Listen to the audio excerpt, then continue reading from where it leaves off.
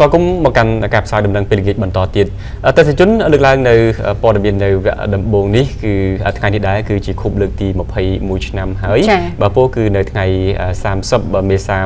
1999និង30មេសា2020ដែលខួប21ឆ្នាំដែលកម្ពុជាត្រូវបានចូលជាសមាជិកអាស៊ានទី10រយៈពេលអស់21ឆ្នាំនេះគឺកម្ពុជាបានធ្វើការយ៉ាងជិតស្និទ្ធជាមួយនឹងសមាជិកដទៃទៀតដែលជាសមាជិករបស់អាស៊ានដែលវាជាការរួមចំណាយសំខាន់នៅក្នុងការគិតអំពីប្រយោជន៍រួមជាពិសេសក៏បានបង្ហាញឲ្យឃើញអំពីស្នូលយ៉ាងសំខាន់របស់កម្ពុជាដែរដែលបានរួមចំណែកនៅក្នុងការពង្រឹងនៅកិច្ចសហប្រតិបត្តិការនៅក្នុងតំបន់អាស៊ានក៏ដូចជាលក្ខណៈអន្តរជាតិជាដើមសូមទស្សនានៅខ្លឹមសារសំខាន់ក៏ដូចជាវីដេអូដែលស្ដីអំពីខួប21ឆ្នាំដែលកម្ពុជាត្រូវបានចូលជាសមាជិកអាស៊ានដូចតទៅ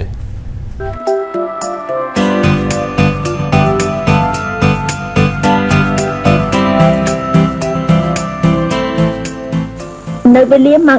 11:30 នាទីថ្ងៃទី29 ខែមេសាគណៈប្រតិភូដឹកនាំដោយឯកឧត្តមទេសរដ្ឋមន្ត្រីហាណាំហុងបានអញ្ជើញដល់ទីក្រុងហាណូយសាធារណរដ្ឋសង្គមនិយមវៀតណាមនៅចំណោមអាកាសយានដ្ឋានអន្តរជាតិណូយបៃឯកឧត្តមហាណាំហុងនិងសមាជិកគណៈប្រតិភូបានទទួលបដិសណ្ឋារកិច្ចពីសំណាក់ឯកឧត្តមវូកុងឌៀនអគ្គនាយកអាស៊ាននិងមន្ត្រីជាន់ខ្ពស់ក្នុងក្រសួងការបរទេសវៀតណាមនៅក្នុងថ្ងៃដដែលនេះដែរនាទីក្រុងហាណូយឯកឧត្តមហាណាំហុងបានអញ្ជើញចូលជួបសន្ទនាជាមួយនឹងឯកឧត្តមងៀនម៉ាញ់កឹមឧបនាយករដ្ឋមន្ត្រីនិងជារដ្ឋមន្ត្រីក្រសួងការបរទេសវៀតណាមឯកឧត្តមងៀនម៉ាញ់កឹមបានស្វាគមន៍ចំពោះដំណើរទស្សនកិច្ចរបស់គណៈប្រតិភូកម្ពុជាដែលអញ្ជើញមកចូលរួមក្នុងពិធីបញ្ចូលប្រទេសកម្ពុជាជាសមាជិកអាស៊ានទី10ជាផ្លូវការនិងស្វាគមន៍យ៉ាងកក់ក្ដៅបំផុតចំពោះជោគជ័យនយោបាយការទូតរបស់កម្ពុជាឯកឧត្តមហាណាំហុងព្រមទាំងលោកជំទាវនិងឯកឧត្តមអគ្គលេខាធិការអាស៊ានអមដំណើរដោយប្រធានពិធីការវៀតណាមបានធ្វើដំណើរទៅកាន់កន្លែងប្រារព្ធពិធីតាមលំដាប់ដូចតទៅវៀតណាមប្រ៊ុយណេកម្ពុជាឥណ្ឌូនេស៊ីឡាវម៉ាឡេស៊ីសហភាពមីយ៉ាន់ម៉ាហ្វីលីពីនថៃនិងអគ្គលេខាធិការអាស៊ាននៅក្នុងពិធីដ៏មានអត្ថន័យជាប្រវត្តិសាស្ត្រនេះឯកឧត្តមងៀនម៉ាន់កឹមឧបនាយករដ្ឋមន្ត្រីនិងជារដ្ឋមន្ត្រីការបរទេសវៀតណាមបានថ្លែងសន្ទរកថាស្វាគមន៍ការបញ្ចូលប្រទេសកម្ពុជាទៅក្នុងសមាគមអាស៊ីអាគ្នេយ៍អាស៊ានដែលមានខ្លឹមសារដូចតទៅ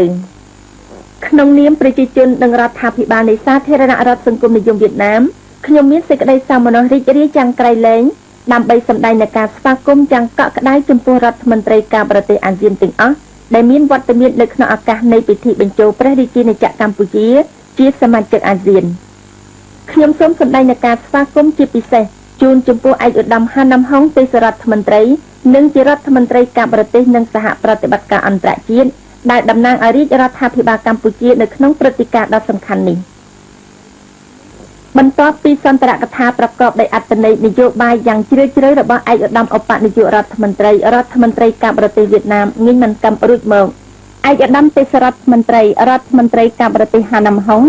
បានចុះហត្ថលេខាក្នុងនាមព្រះរាជាណាចក្រកម្ពុជាលើសេចក្តីថ្លែងការណ៍ស្តីពីការអនុញ្ញាតបញ្ចូលព្រះរាជាណាចក្រកម្ពុជាជាសមាជិកនៃសមាគមប្រជាជាតិអាស៊ីអាគ្នេយ៍និងលើពិធីសារស្តីអំពីការចូលជាភាគីនៃបណ្ដាកិច្ចព្រមព្រៀងរបស់អាស៊ានជាមួយបណ្ដារដ្ឋមន្ត្រីការបរទេសអាស៊ាន9ទៀតរួមមានព្រះអង្គម្ចាស់ម៉ូហាម៉ែតបូការដ្ឋមន្ត្រីការបរទេសនៃប្រទេសប្រ៊ុយណេដារុយសាឡាំឯកឧត្តមអាលីអាឡាតារដ្ឋមន្ត្រីការបរទេសនៃសាធារណរដ្ឋឥណ្ឌូនេស៊ីឯកឧត្តមសំសវត្ថលេងសវត្ថឧបនាយករដ្ឋមន្ត្រីនិងជារដ្ឋមន្ត្រីការបរទេសនៃសាធារណរដ្ឋប្រជាធិបតេយ្យប្រជាមានិតឡាវឯកឧត្តមដាតុកសេរីស៊ីយ៉េតហាមីតអាល់បារដ្ឋមន្ត្រីការបរទេសនៃប្រទេសម៉ាឡេស៊ីឯកឧត្តមអ៊ូវិនអ៊ុងរដ្ឋមន្ត្រីការបរទេសនៃសហភាពមីយ៉ាន់ម៉ាឯកឧត្តមទូមីងយេរដ្ឋមន្ត្រីការបរទេសនៃសហប្រតិបត្តិហ្វីលីពីនឯកឧត្តមសាស្ត្រាចារ្យកាយាគូមារដ្ឋមន្ត្រីការបរទេសនៃសាធារណរដ្ឋសិង្ហបុរីឯក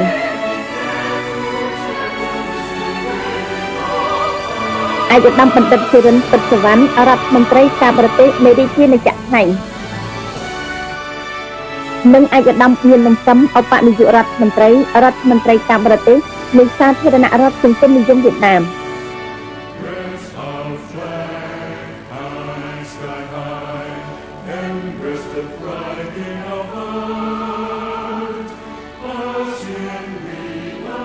បន្ទាប់ពីការចុះហត្ថលេខារួចមកឯកសារទាំងពីរត្រូវបានឯកឧត្តមរដ្ឋមន្ត្រីការបរទេសសិង្ហបុរីប្រកាសជូនដោយអគ្គលេខាធិការអាស៊ានទាំងជាតិនៃប្រទេសនៃកម្ពុជាត្រូវបានកងសិទ្ធិជននៃកងទ័ពប្រជាជនវៀតណាមបង្ហាញយកមកបាក់ទន្ទឹមនឹងទាំងជាតិនៃបណ្ដាប្រទេសអាស៊ានឯទៀតបណ្ដារដ្ឋមន្ត្រីការបរទេសអាស៊ានឯកឧត្តមទេសរដ្ឋមន្ត្រីការបរទេសនិងសហប្រតិបត្តិការអន្តរជាតិនៃប្រទេសនៃកម្ពុជានិងអគ្គលេខាធិការអាស៊ានព្រមទាំងជាសិទ្ធិជនទាំងអស់ដែលមានវត្តមាននៅក្នុងពិធីដ៏មានអត្ថន័យជាប្រវត្តិសាស្ត្រនេះបានប្រោសចូលឡើងនៅចំពោះមុខទាំងជាតិអាស៊ានទាំង10បន្តមកទៀតឯកឧត្តមសាស្ត្រាចារ្យបញ្ញកុមាររដ្ឋមន្ត្រីការបរទេសសិង្ហបុរីបានធ្វើសេចក្តីថ្លែងការណ៍ជូនទៅតទៅខ្ញុំមានសេចក្តីសន្និដ្ឋានរីករាយយ៉ាងក្រៃលែងក្នុងការស្វាគមន៍ព្រះរាជាណាចក្រកម្ពុជាជាតិបៃតងក្នុងឋានៈជាសមាជិកទី10នៃសមាគមអាស៊ានកម្ពុជាមិនមែនជាអ្នកថ្មីសម្រាប់អាស៊ានឡើយយើងបានឃើញប្រកបដោយការព្រួយបារម្ភនៃភាពរអាក់រអួលយ៉ាងខ្លាំងអាយុអង្វែងរបស់កម្ពុជាយើងបានធ្វើអ្វីដែលអាចធ្វើទៅបានដើម្បីជួយដល់ប្រជាពលរដ្ឋកម្ពុជាឲ្យបានធ្វើជាម្ចាស់នៃអនាគតរបស់ខ្លួនយើងមានសំខាន់អ្វីក្រៅពីសុខសន្តិភាពនិងសុខមង្គលប្រជាពលរដ្ឋកម្ពុជាឡើយកម្ពុជាបានខិតខំជិតស្និទ្ធជាមួយអាស៊ានក្នុងឋានៈជាអ្នកសង្កេតការណ៍ក្នុងអំឡុងពេលជិត4ឆ្នាំសមាជិកភាពរបស់កម្ពុជាក្នុងអាស៊ានគឺជាព្រឹត្តិការណ៍ដ៏សំខាន់នៅក្នុងការតស៊ូរបស់យើងក្នុងការកំណត់ឲ្យបានច្បាស់លាស់នៅសញ្ញាសម្គាល់មួយសម្រាប់ជនជាអាស៊ីអាគ្នេយ៍នេះក៏ប៉ុន្តែវាគ្រាន់តែជាព្រឹត្តិការណ៍មួយប៉ុណ្ណោះហើយវាក៏ពុំមែនជាទីបញ្ចប់នៃដំណើរការនេះឡើយព្រះអង្គម្ចាស់មូហាម៉េតប៊ូសារដ្ឋមន្ត្រីការបរទេសប្រ៊ុយណេដារីយ៉ាឡាំបានធ្វើសេចក្តីថ្លែងការណ៍ជូនទៅតទៅខ្ញុំមានសេចក្តីសោមនស្សរីករាយយ៉ាងក្រៃលែងក្នុងការសម្ដែងនៃការអបអរសាទររបស់ខ្ញុំនៅក្នុងថ្ងៃនេះជូនចំពោះសហការីកម្ពុជារបស់យើងឯកឧត្តមខនំហុងទេសរដ្ឋមន្ត្រីការបរទេសនិងសហរដ្ឋអាមេរិកអន្តរជាតិក៏ដូចជាប្រជាពលរដ្ឋកម្ពុជាទាំងអស់កម្ពុជាបានរៀបចំកិច្ចការយ៉ាងធំធេងចំពោះអាស៊ានហើយយើងមានការសម្ដែងរីករាយយ៉ាងខ្លាំងតែប្រជាពលរដ្ឋកម្ពុជាបានចូលរួមជាមួយយើងជាភាគីដៃគូមួយនៅក្នុងតំបន់នេះចូលរួមសហការជាក់ស្ដែងលើកពីនេះជាមិត្តភាពក្នុងឋានៈជាសមាជិកពេញចិត្តមួយរូបជាទីបញ្ចប់ខ្ញុំសូមសម្ដែងនៅជារយៈតិចស្វែងចំពោះព្រះបាទសម្ដេចព្រះនរោត្តមសីហនុព្រះមហាក្សត្រនៃព្រះរាជាណាចក្រកម្ពុជានិងសូមថ្លែងនៅការកោតសរសើរយ៉ាងអស់ពីហារតីចំពោះព្រះរាជាណាចក្រសពបែបយ៉ាងសម្រាប់ប្រទេសរបស់ព្រះអង្គក្នុងការសម្រេចបាននៅព្រឹត្តិការណ៍ជាប្រវត្តិសាស្ត្រនេះឯកឧត្តមអាលីអាឡាតារដ្ឋមន្ត្រីការបរទេសសាធារណរដ្ឋឥណ្ឌូនេស៊ីបានធ្វើសេចក្តីថ្លែងការណ៍ដូចតទៅយើងទៅបានចូលរួមធ្វើជាសាក្សីក្នុងព្រឹត្តិការណ៍ជាប្រវត្តិសាស្ត្រនៃអាស៊ីអាគ្នេយ៍យើងតាមការសម្រេចចិត្តដោយថ្នាក់ដឹកនាំអាស៊ានទាំងអស់នៅក្នុងសម័យប្រជុំកំពូលលើកទី6នៅទីក្រុងហាណូយខែធ្នូឆ្នាំ1949នេះព្រះរាជាណាចក្រកម្ពុជាបានចូលជាសមាជិកពេញសិទ្ធិជាផ្លូវការរបស់អាស៊ាននៅក្នុងថ្ងៃនេះនៅក្នុងឱកាសនេះខ្ញុំមានសេចក្តីសោមនស្សរីករាយយ៉ាងក្រៃលែងក្នុងនាមប្រជាពលរដ្ឋនិងរដ្ឋាភិបាលឥណ្ឌូនេស៊ីក្នុងការចូលរួមអបអរសាទរអស់ពីដួងចិត្តដល់រដ្ឋាភិបាលកម្ពុជានិងប្រជាពលរដ្ឋកម្ពុជានៅក្នុងឱកាសដ៏មហាឡារិកនេះខ្ញុំក៏សូមសម្ដែងផងដែរនៅការស្វាគមន៍យ៉ាងសក្តិស្ដីចំពោះឯកឧត្តមខនំហុងនិងគណៈប្រតិភូខ្ញុំរំចាំជានិច្ចដើម្បីរួមសហការងារយ៉ាងជិតស្និទ្ធជាមួយនឹងឯកឧត្តមអស់លោកនៅក្នុងភារកិច្ចទាំងជ្រាលជ្រៅទាំងឡាយសម្រាប់អភិវឌ្ឍតំបន់នេះដើម្បីសម្រេចឲ្យបានរាល់វត្ថុបំណងទាំងអស់របស់អាស៊ានយើងតម្រូវឲ្យមានឯកភាពគ្នាជាធ្លុងមួយយើងត្រូវប្រមូលផ្ដុំធនធានរបស់យើងនិងរួបរวมសាមគ្គីគ្នាជាគ្រួសារនិងជិតស្និទ្ធមួយដោយតែបិតាស្ថាបនិករបស់យើងបានប្រឹកទុក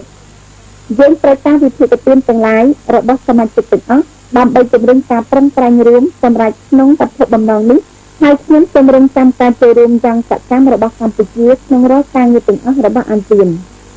ឯកឧត្តមសំសវណ្ណលេងសវណ្ណឧបនាយករដ្ឋមន្ត្រីនិងជារដ្ឋមន្ត្រីការបរទេសនៃសាធារណរដ្ឋប្រជាធិបតេយ្យប្រជាមានិតឡាវបានថ្លែងសន្ទរកថាមានខ្លឹមសារដូចតទៅ ជ័យជំនះរបស់អាស៊ានក្នុងការបញ្ចូលព្រះរាជាណាចក្រកម្ពុជាទៅក្នុងក្របខ័ណ្ឌនោះបានបើកឡើងនូវបន្ទាត់ថ្មីមួយនៅក្នុងតំបន់របស់យើងកាលពីអតីតកាលកម្ពុជាត្រូវបានចាត់ទុកថាជាកត្តាដែលនាំឲ្យមានការមិនទុកចិត្តគ្នាទម្លាក់និងការបែកបាក់នៅក្នុងភូមិភាគអាស៊ីអាគ្នេយ៍ក៏ប៉ុន្តែនៅពេលបច្ចុប្បន្នព្រះរាជាណាចក្រកម្ពុជានៅក្រោមព្រះរាជកិច្ចដឹកនាំដោយព្រះមហាក្សត្រសម្ដេចព្រះនរោត្តមសីហនុបានទទួលនៅជោគជ័យដល់ការបង្រួបបង្រួមជាតិនិងឈានឆ្ពោះទៅរកការអភិវឌ្ឍជាតិសុខសន្តិភាពនិងទំនាក់ទំនងជាមិត្តភាពជាមួយបណ្ដាប្រទេសជាច្រើននៅលើសកលលោកជាលទ្ធផលការចូលទៅក្នុងគ្រួសារតែមួយរបស់កម្ពុជាមិនត្រឹមតែបានពង្រឹងដល់សមត្ថភាពក្នុងការកសាងមាតុប្រទេសដែលក្រំគ្រាស្ពេចស្ទាំដោយសាងសង្គ្រាមដ៏យូរលង់តែប៉ុណ្ណោះទេតែថែមទាំងបានផ្ដល់វិធានការយ៉ាងធំធេងដល់បុព្វហេតុរួមរបស់អាស៊ានសម្ដៅពង្រឹងបន្ថែមទៀតនៅឯកភាពការរក្សាសន្តិភាពនិងជំរុញសហប្រតិបត្តិការដើម្បីការរីកចម្រើននិងភាពរុងរឿងរបស់អាស៊ានជាទីបញ្ចប់ខ្ញុំសូមសម្ដែងនូវការអបអរសាទរយ៉ាងសក្តានុពលជូនចំពោះសហការីថ្មីរបស់យើងឯកឧត្តមហាណាំហុងទេសរដ្ឋមន្ត្រីការបរទេសនិងសហប្រតិបត្តិការអន្តរជាតិនៃព្រះរាជាណាចក្រកម្ពុជាខ្ញុំមានជំនឿថាយោងទៅលើសមត្ថភាពដ៏ខ្ពង់ខ្ពស់និងបទពិសោធន៍យ៉ាងច្រើនឯកឧត្តមនឹងផ្ដល់វិធានការជាវិជ្ជមានសម្ដៅសម្រាប់ជោគជ័យក្នុងបុព្វហេតុរួមរបស់អាស៊ានឯកឧត្តមដាតុកសេរីស៊ីជេតហាមីតអាល់បារដ្ឋមន្ត្រីការបរទេសនៃប្រទេសម៉ាឡេស៊ីបានថ្លែងសន្ទរកថាមានខ្លឹមសារដូចតទៅខ្ញុំមានកិត្តិយសនិងរីករាយយ៉ាងក្រៃលែងដែលបានទៅទីក្រុងហាណូយក្នុងថ្ងៃនេះក្នុងឋានៈជាសាក្សីនិងចូលរួមក្នុងព្រឹត្តិការណ៍ដ៏សំខាន់នៃពិធីបញ្ចូលព្រះរាជាណាចក្រកម្ពុជាជាសមាជិកអាស៊ានជាផ្លូវការនេះគឺជាទិវាដ៏មានសារៈសំខាន់ក្នុងកំណត់ត្រាប្រវត្តិសាស្ត្រនៃអង្គការរបស់យើងនិងជាប្រវត្តិសាស្ត្រមួយរបស់តំបន់យើងនេះនៅទីបញ្ចប់អាស៊ានបានក្លាយទៅជាទី10ហើយអាស៊ីអាគ្នេយ៍ទាំងមូលបានឯកភាពគ្នានៅក្រោមផ្លាករួមតែមួយម៉ាឡេស៊ីបានស្នើសុំឲ្យកម្ពុជាបានចូលជាសមាជិកតាំងពីឆ្នាំ1997ព្រមគ្នាជាមួយនឹងឡាវនិងភូមាតែក៏ត្រូវអខណ្ឌទៅវិញទោះជាយ៉ាងណាក៏ដោយក៏យើងមិនដែលបន្ថយនៅកិច្ចខិតខំប្រឹងប្រែងរបស់យើងដើម្បីធានាឲ្យកម្ពុជាអាចចូលជាសមាជិកអាស៊ានបានឆាប់រហ័សដែរជាមោទនភាពយ៉ាងក្រៃលែងក្នុងនាមរដ្ឋាភិបាលនិងប្រជាជនម៉ាឡេស៊ីខ្ញុំសូមស្នើសហការីរបស់ខ្ញុំឯកឧត្តមហាណាំហុងជួយពំនាំនៅការអបអរសាទរយ៉ាងអស់ពីដុំចិត្តនិងសពសាធុការជូនចំពោះរាជរដ្ឋាភិបាលកម្ពុជាក៏ដូចជាប្រជាពលរដ្ឋកម្ពុជាទាំងអស់ក្នុងឱកាសដ៏មហោឡារិកនៃការបញ្ចូលកម្ពុជាជាសមាជិកពេញសិទ្ធិរបស់អាស៊ាននាពេលនេះខ្ញុំក៏សូមសម្ដែងនូវការស្វាគមន៍យ៉ាងសក្តានុពលជូនចំពោះឯកឧត្តមហាណាំហុងមកក្នុងសមាគមជាបងប្អូននេះហើយក៏សូមជូនពរដល់ឯកឧត្តមក្នុងពេលនីតិបន្ថែមជារដ្ឋមន្ត្រីការបរទេសអាស៊ានខ្ញុំផ្ទាល់សូមធានាជូនថានឹងផ្ដល់កិច្ចសហការយ៉ាងពេញទំហឹងរាល់ការងារទាំងអស់ម៉ាឡេស៊ីបានត្រៀមខ្លួនរួចជាស្រេចដើម្បីរួមសហការជិតស្និទ្ធជាមួយកម្ពុជាសម្ដៅធ្វើឲ្យសមាជិកភាពក្នុងអាស៊ាននេះប្រកបដោយអត្ថន័យនិងផលប្រយោជន៍រួមដូចជាសមាជិកដទៃទៀតដែរកម្ពុជាមានការទទួលខុសត្រូវនិងវិធានការពិសេសក្នុងការធ្វើឲ្យអាស៊ានរឹងមាំថែមទៀតឯកឧត្តមអ៊ូវិនអ៊ុងរដ្ឋមន្ត្រីការបរទេសនៃសហភាពមីយ៉ាន់ម៉ាបានថ្លែងសន្ទរកថាមានខ្លឹមសារដូចតទៅខ្ញុំមានកិត្តិយសដ៏ធំធេងដែលបានធ្វើជាសាក្សីនៅក្នុងព្រឹត្តិការណ៍ជាប្រវត្តិសាស្ត្រនៃការបញ្ចូលព្រះរាជាណាចក្រកម្ពុជាទៅក្នុងសមាគមអាស៊ាននៅទីបំផុតថ្ងៃនេះយើងទាំងអស់គ្នាបានបំពេញនៅបំណងចង់ប្រាថ្នារបស់បិតាស្ថាបនិកទាំងអស់របស់យើង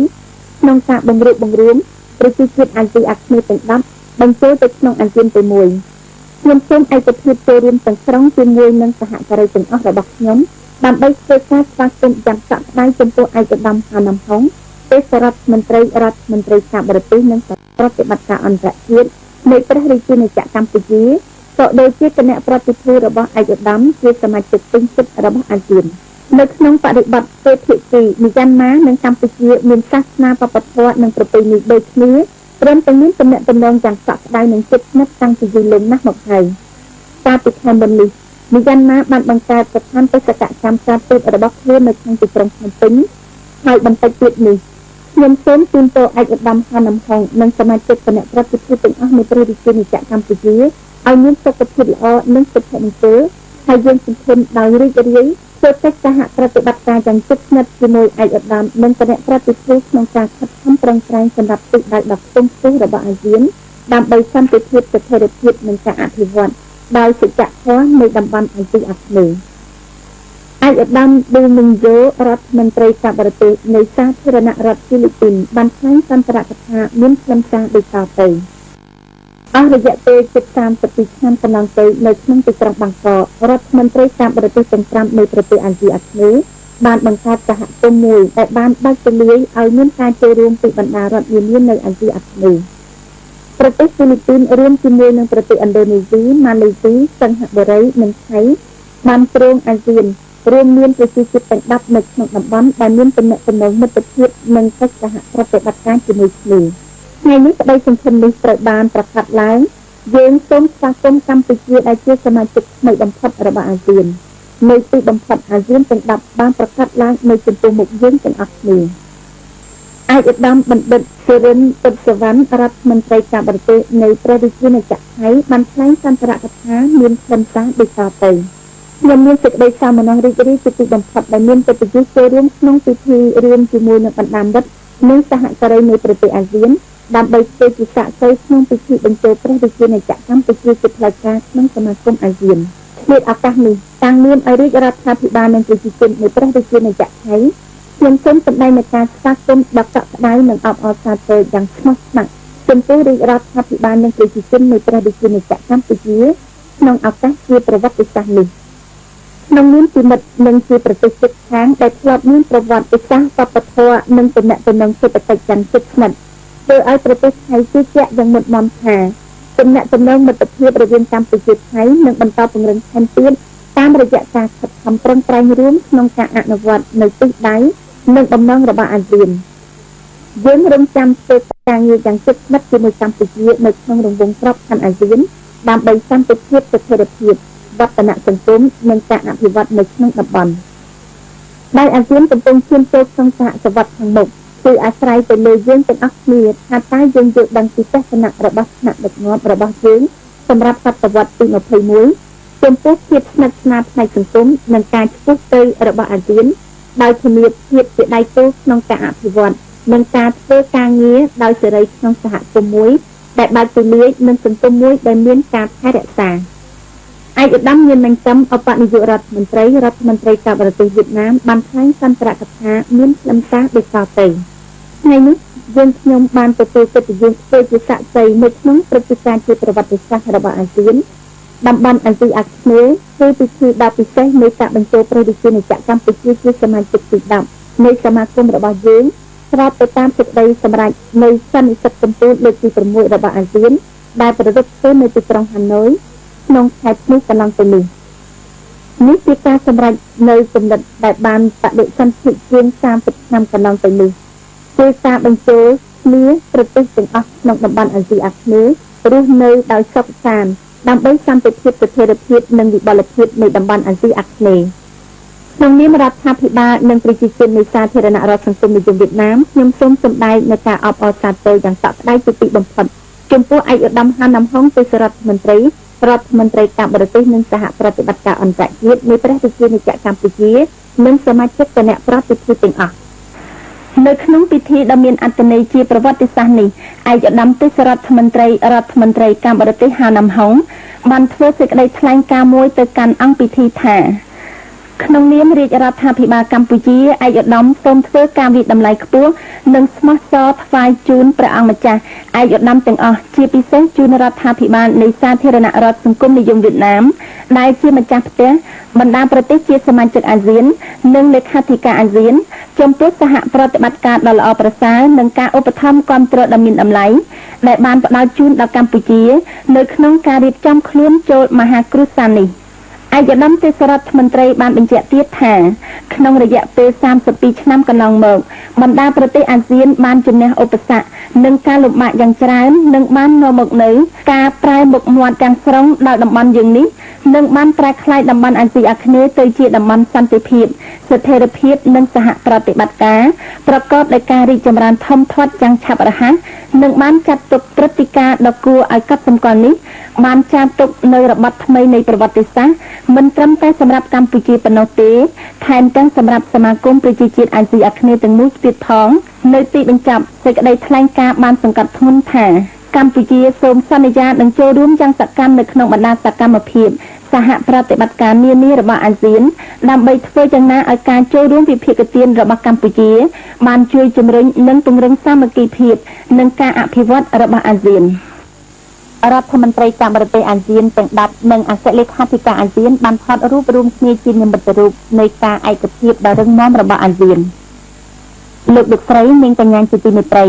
បន្ទាប់ពីបានប្រារព្ធពិធីបញ្ចូលព្រះរាជាណាចក្រកម្ពុជាក្នុងសមាគមអាស៊ានជាផ្លូវការរួចមកពិធីបង្ហូតទង់ជាតិនៃព្រះរាជាណាចក្រកម្ពុជាបានប្រារព្ធឡើងដោយមានការអញ្ជើញចូលរួមជាសាក្សីពីបណ្ដារដ្ឋមន្ត្រីការបរទេសអាស៊ានទាំងអស់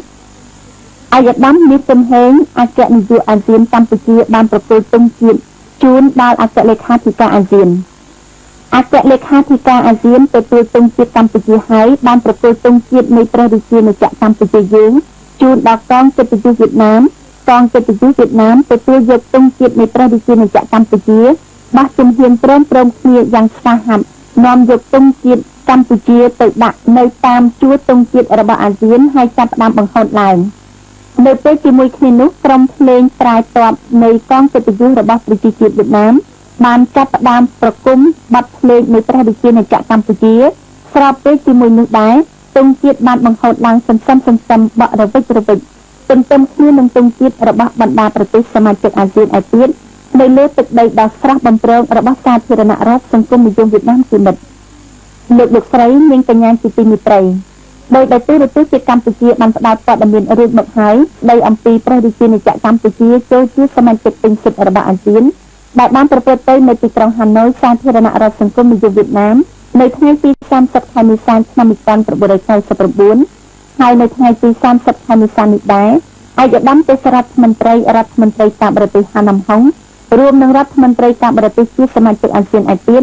បានអញ្ជើញទៅសម្ដែងការគូសំជាមួយឯកឧត្តមផាន់វ៉ាន់ខៃនាយករដ្ឋមន្ត្រីវៀតណាម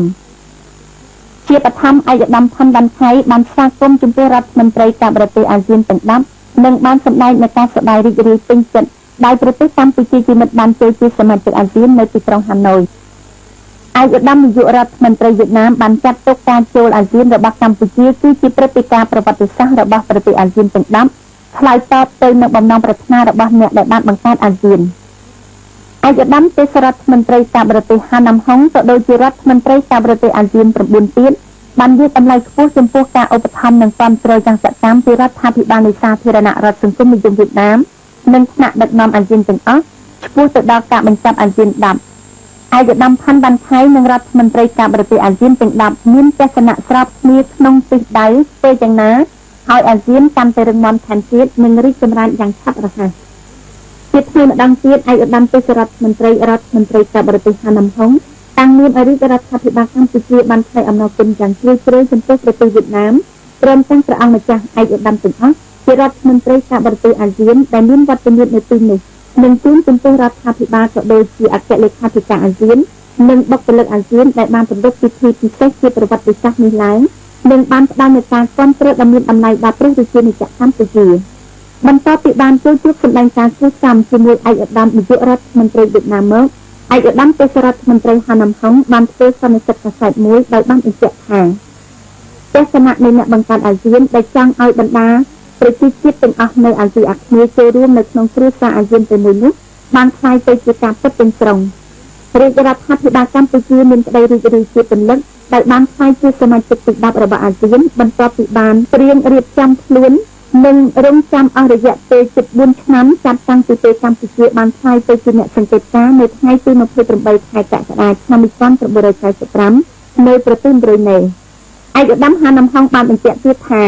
ក្នុងនាមជាសមាជិកអាស៊ានប្រទេសកម្ពុជានឹងបំពេញនៅរាល់ភារកិច្ចនិងការទទួលខុសត្រូវរបស់ខ្លួនជាប្រទេសសមាជិកស្របតាមគោលការណ៍និងគោលបំណងដូចមានចែងនៅក្នុងឯកសារជាមូលដ្ឋាននានារបស់អាស៊ានហើយកម្ពុជានឹងប្រកាន់យកយ៉ាងខ្ជាប់ខ្ជួនផងដែរលើគោលនយោបាយអភិក្រិតជាអចិន្ត្រៃយ៍មិនចូលបកសម្ព័ន្ធមិត្តភាពនិងសហប្រតិបត្តិការគ្រប់រូបភាពយ៉ាងសកម្មនិងសន្តិសហវិជ្ជមានជាមួយបណ្ដាប្រទេសទាំងអស់លើសកលលោកហើយប្រទេសកម្ពុជាសន្យាផងដែរថានឹងចូលរួមយ៉ាងសកម្មក្នុងរាល់សកម្មភាពផ្សេងៗរបស់អាស៊ានដើម្បីធ្វើយ៉ាងណាឲ្យការចូលរួមចំណែករបស់ខ្លួនបានជំរុញនិងពង្រឹងសាមគ្គីភាពនិងការអភិវឌ្ឍរបស់អាស៊ាន ឯកឧត្តមទេសរដ្ឋមន្ត្រីហាណាំហុងមានជំនឿថាកម្ពុជាក្នុងអាស៊ាននឹងរួមចំណែកយ៉ាងសកម្មរបស់ខ្លួនដល់សន្តិភាពស្ថិរភាពនិងការអភិវឌ្ឍសេដ្ឋកិច្ចនៃតំបន់ទាំងនេះឯកឧត្តមទេសរដ្ឋមន្ត្រីបានសង្កត់ធ្ងន់ថាដោយមានការឯកភាពគ្នាជាប្រពៃណីនិងស្មារតីអាស៊ានអង្គការតំបន់នេះបានជំនះយ៉ាងជោគជ័យលើបញ្ហាចំនួនការរំជើបរំជួលផ្នែកនយោបាយនិងបញ្ហាសេដ្ឋកិច្ចពិភពលោកដោយប្រកាន់យកនូវគោលការណ៍និងក្រិតក្រមជាមូលដ្ឋានដូចមានចែងក្នុងឯកសារនានារបស់អាស៊ានមានជាអាចការគោរពទៅវិញទៅមកនៅឯករាជ្យអធិបតេយ្យភាពសមភាពបូរណភាពដែនដីនិងអត្តសញ្ញាណជាតិនៃបណ្ដាប្រជាជាតិទាំងអស់មិនជ្រៀតជ្រែកចូលកិច្ចការផ្ទៃក្នុងគ្នាទៅវិញទៅមកដំណោះស្រាយទំនាស់ឬចំនួនដោយសន្តិវិធីមិនប្រើកម្លាំងឬការគំរាមកំហែងរដ្ឋមន្ត្រីការបរទេសអាស៊ានទាំងអស់បានអញ្ជើញចូលរួមពិសាបាយសាមគ្គីអបអរសាទរចំពោះប្រទេសកម្ពុជាដែលបានចូលជាសមាជិកអាស៊ានផងដែរនៅថ្ងៃទី1ខែឧសភាឆ្នាំ